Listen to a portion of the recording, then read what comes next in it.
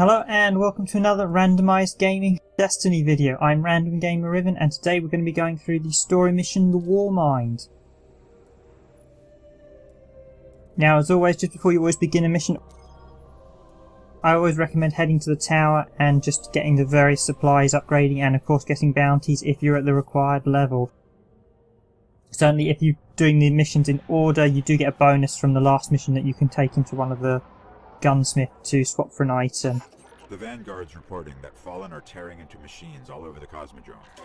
I'm starting to think they aren't just looting the place. Whatever they're looking for, we should probably find it first. Now this is one of the slightly harder missions in the Earth campaign. It's certainly the first one where you also get the Sparrow as well.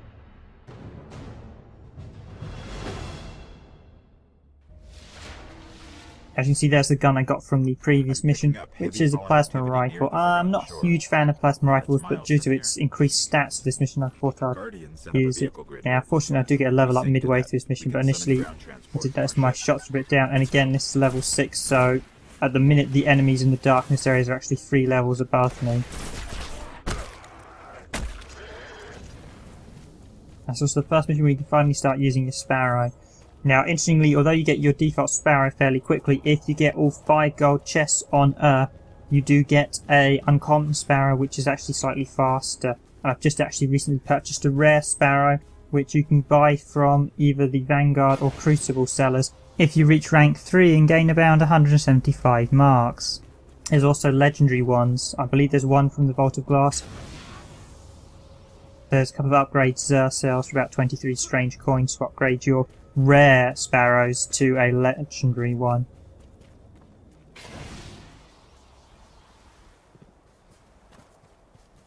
Here's the Sparrow. So again, you can pick up quite a few ghosts to pick up on this mission if you haven't picked up some of the ones I've showed you before.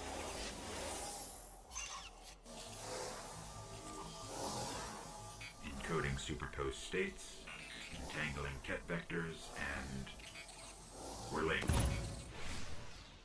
Alright.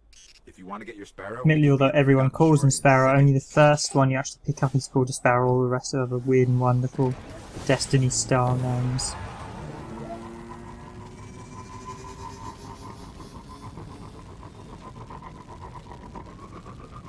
One thing I should state is that in all story missions, only darkness areas have the level buff to the enemies. The world map enemies will be at their default status. Basically, they're not affected by the darkness criteria. So all these enemies in the world map area are at their standard levels. Only areas in darkness areas will be at the selected difficulty.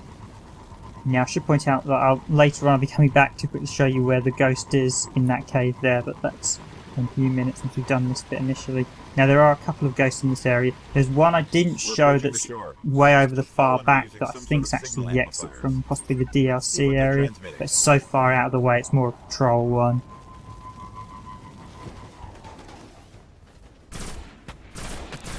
And I do show you where 4 ghosts are available in this mission.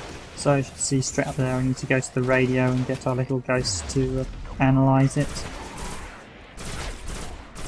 Now, of course, you see the gun I got is quite good, but these enemies are quite weak, so I'm doing fairly decent damage. But again, they're a level above me at the minute, so I do actually do slightly less damage to them.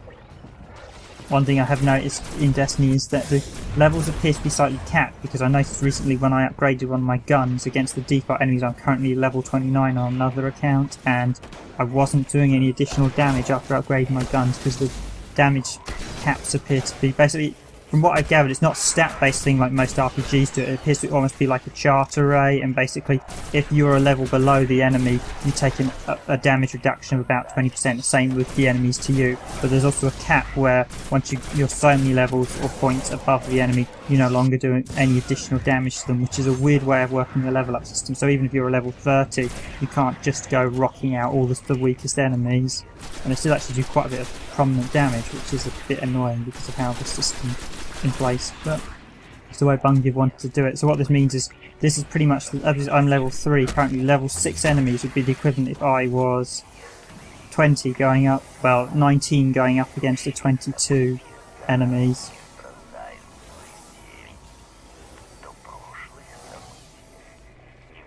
But yeah, as I said, you can't actually see the other guy scanned it before me, so I had to wait for his scan to complete and then I could scan it. So yeah, in the world map areas you will encounter other players. You won't in darkness zones unless you've invited other players. So this is the first ghost in this area. Now one thing I should say is you'll see that next to spin metal leaves, you always want to pick them up because they are useful for later on upgrading legendary items. And there we go, there's the first fellow tucked away here. And there's the next one not too far in this building ahead. So as you can see, there's the captains shooting away. This area, if you're a beginner, you've got slightly more careful. There are captains with the tougher enemies. Not too much trouble. Just aim for the head and you maximise your critical damage. Now there is a ghost just down the stairs here. I'll run around the corner there. Yeah. Just down these stairs, and I'll actually show you him in a minute after I've done the amplifiers scanned. I wasn't initially going to go down there, and then I thought, yeah, I'll run down there. The reason you want to be careful is that because it's the DLC areas, there's like level 18 enemies waiting for you. Although really, if this was a DLC area, it shouldn't actually be in the game. And yes, even I think the DLC is basically sections cut from the game. So bunker RS2. Don't see there's 3 hive guys, so there's this guy. Now I should also point out a couple of people complaining this ghost has been glitched and sometimes will not appear. If that happens, there's nothing you can do. Right, Gavin, I've seen people complain that he can't be picked up, or he's not there and it's not showing up in your grimoire that you've got him. There are actually 2 that I know are faulty, and I've had one of them on Mars glitch on me, and he's just not there. I can't pick him up, and when I check my grimoire, that card that he's supposed to drop is saying I've not been found. I still need the ghost, so that's glitchy, or a bug as we call it in the industry. Okay, so I'm just going to quickly take you to the one hidden in the cave that I didn't show you in the previous mission.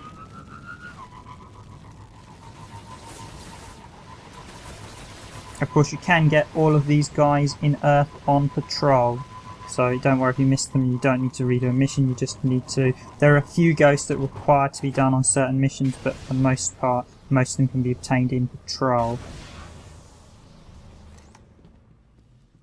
And there he is, tucked in that little alcove there in the cave. So this is the cave with the gold chest I showed you in the previous video.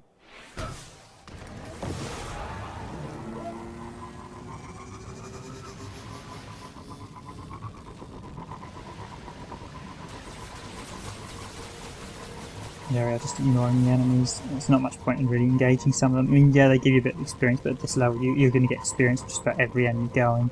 Another thing is, as soon as you get to level 4, start getting those bounties. They will become invaluable. You also get Crucible access when you get to about level 5 or 6. I'm not sure if it's a preset level thing or if it's for completing a certain couple of missions. One thing I have noticed, however, is that if you only get the Crucible access for the very first character you create, after that, any subsidiary characters on an account will automatically have Crucible access. So I was able to take in a level 2 I noticed the other day, which was quite amusing. So basically your first character, if you create on a fresh account, will not have Crucible access, but after you've got to about level 6, he'll have access, and any subsequent characters you create on that account will also have Crucible access. There we go, shooting. Of course, always aim for the head because you get precision damage. Now this bit you've got to be careful because there are a lot of invisible stealth guys, and at my level they will actually kill me in about 2-3 hits. Now the plasma rifle is actually semi-automatic. You have to fire a short burst. That's one of the reasons I'm not keen because it doesn't do that much damage. So be careful when down here because there are quite a lot of them in this corridor. And there's also a ghost to my right, which I'm just going to show you just now. There you go. Dead guys, there he's hiding around that corner there.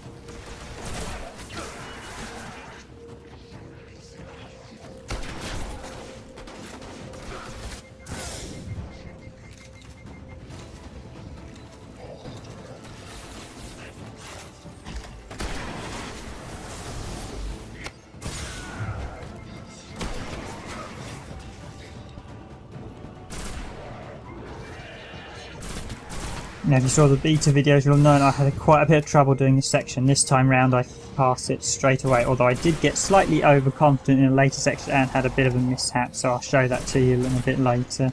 I've left this video unedited but I think the next one I've made a major bit of a balls up to say the least at the end, so I might edit that one down. Right, also be aware that there is always a guy who drunks down from here, so if you're not expecting him, he will get you, and you will have to redo the very start of this section if he gets you. In fact, I'm pretty sure the first checkpoint is not till you've accessed the machine for the first time, so if you die at any point up from the start of when you enter this compound until the point where the droid searches the machine, you will have to restart it, and it's a good idea to know where the checkpoints are as well, certainly if you're doing like Vault of Glass and stuff. Now again, what I'm exploiting here is the fact that most enemies have a ranged area, and that if you step outside of that ranged area they will not attack you. Now ironically, this is one feature I didn't expect to see that was included in Phantasy Star Online. I think in Phantasy Star Online and Destiny the primary reason is purely memory, and they don't want enemies running out bounds, which, because if they chase you all around you could have hundreds of enemies pursuing one player, which could get a bit messy. Certainly if you have 30 enemies all running after one player and you suddenly brought them into a map, that'd be quite an interesting little firefight. Might make for some cool firefights, but it would probably kill the frame rate off the game quite substantially. So as you can see, I was a tad careless there, not drawing them too far, not staying far enough away, so I took quite a bit of damage, but just okay. But yeah, this is one game at low levels you do need to be on your ball, because one mistake can cost you. Certainly if you're trying to do Nightfall, something like level 27 or level 26, it's a painful experience. Certainly if you're trying to do it solo as well.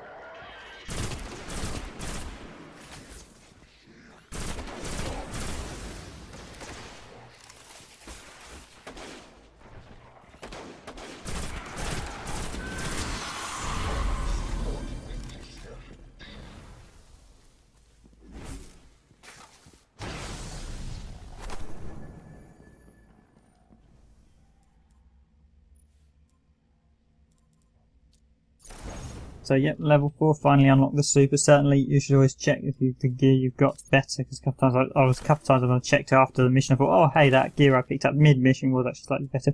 And certainly always level up because of the power-ups it gives you. As you see, I've now got the super, so my yellow bar is now charged, and I can now go and blitz someone. I'll also do a perfect example of how not to use a super shortly as well.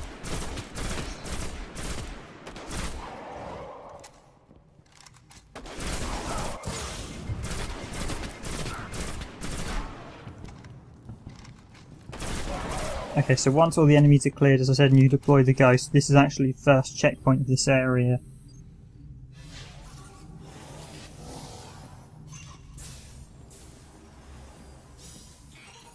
Now this room just gets filled with enemies. They come in basically 3 waves. You get one wave of dregs and vandals, one wave of dregs, vandals, a couple of captains and some shanks, and then lastly you get a wave of dregs and servitors.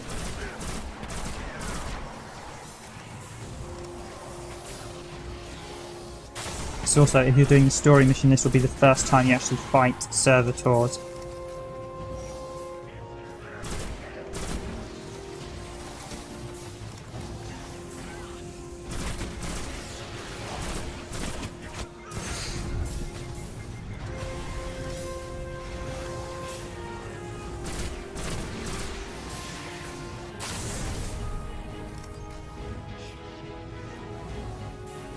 So again, always use cover. If you're low levels, you want to stay behind cover just to get as many of their shots.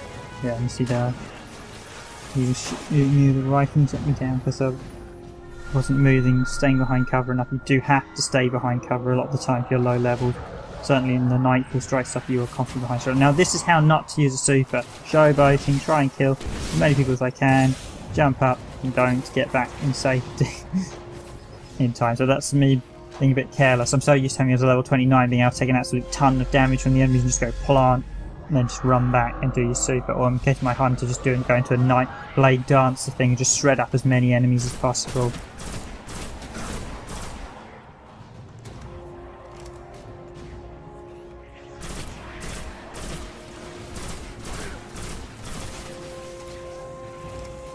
Now I should say the first 2 waves actually spawn from the back of the room. From what I've seen,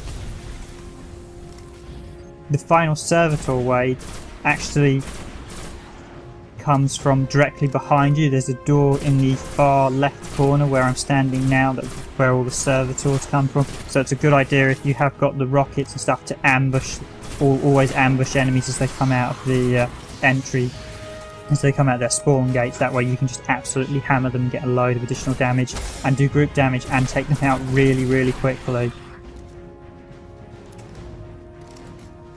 So again, yeah, be very careful. So this is the second wave. We've now got the captain, you see, putting a rocket in there, trying to damage as many of them as possible.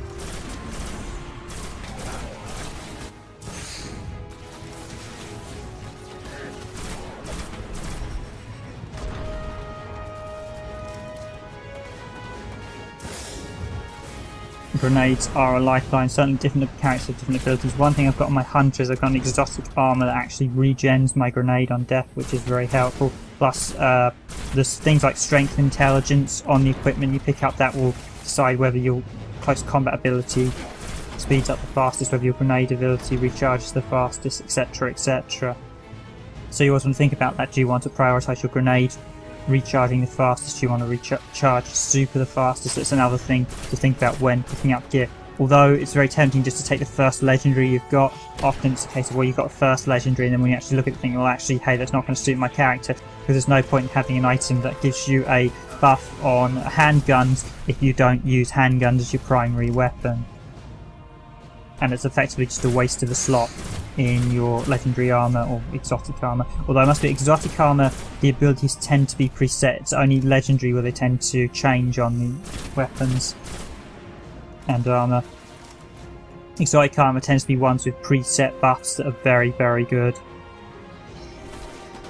And I should also point out that, in case, although this is quite early on, raid armour is actually the best in the game. Raid legendary armour is actually better than standard legendary armour, but it's only available from raids. And ironically, because of how it is, basically everyone, when you get to top level, is just wearing raid armour, so everyone's got the same gear effectively, which is a bit not great design, I'll put it that way. There should have been, the raid armour shouldn't have been the be all and end all, it should have just been across the period for legendary, but as it is, you do want, basically, once as soon as you do the raids, you want raid armour, and once you upgrade raid armour, it gives you the best defence and the best light, aside from exotics. And exotics are a pain because you can only equip one at any time, so you can't wear all exotic items or use all exotic weapons.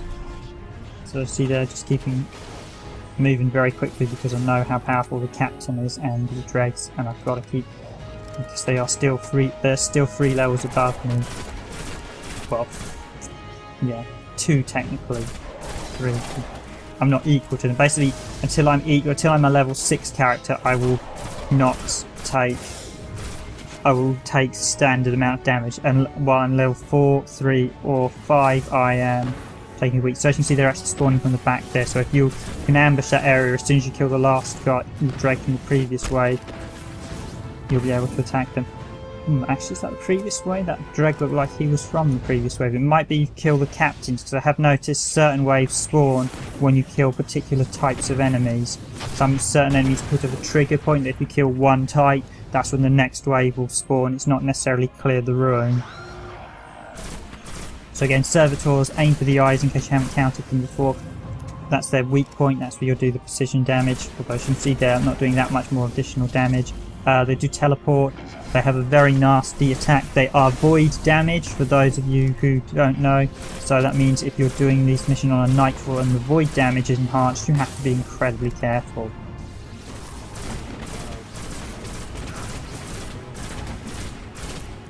So basically just keep behind cover. You want to actually, this mission is actually pretty nasty because there's so many of them shooting at you, and if you're out in the open you will get shot by about, I think there's 3 of them, and all of them will hit you if you're out too far in the open. So you want to take them on one at a time, especially if it's the first time you've encountered them. Again, watch the dregs. The amount of times I got killed by the dregs in the beta video wasn't even funny.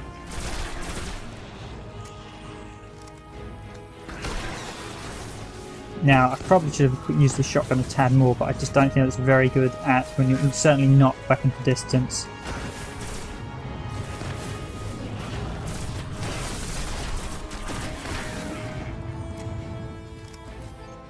See, like there, if I'd been standing at the open, both servitors have been able to shoot me, and they will take you down pretty quickly. They also appear to buff the dregs. I'm not sure exactly how. I assume that act where they can give them some form of void damage, but basically you just want to aim for the eye, and you'll notice when they start to concentrate on one enemy. That's another key thing. A lot of players will often mix and match, and you don't want that. You want to concentrate on one enemy till it's dead.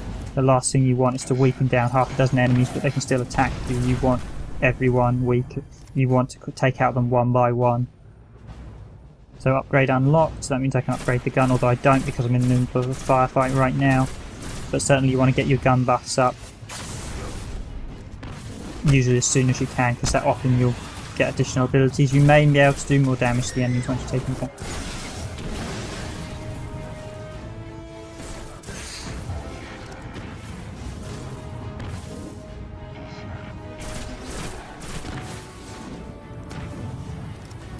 So see, I'm basically using the cover to my advantage, so basically the servitors are going to shoot the cover. And I go all out with a shotgun in the end. So that's it, that's the end of the mission. It's just a case of blowing up the device now and clearing the mission.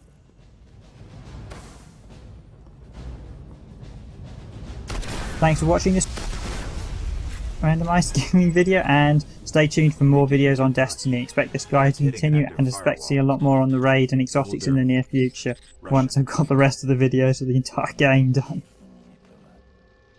The legends are true. A Warmind did survive the collapse. Rasputin, an AI built to defend Earth. He faced the darkness and survived. And he's protecting something here in the Cosmodrome. We have to find a way to reach him.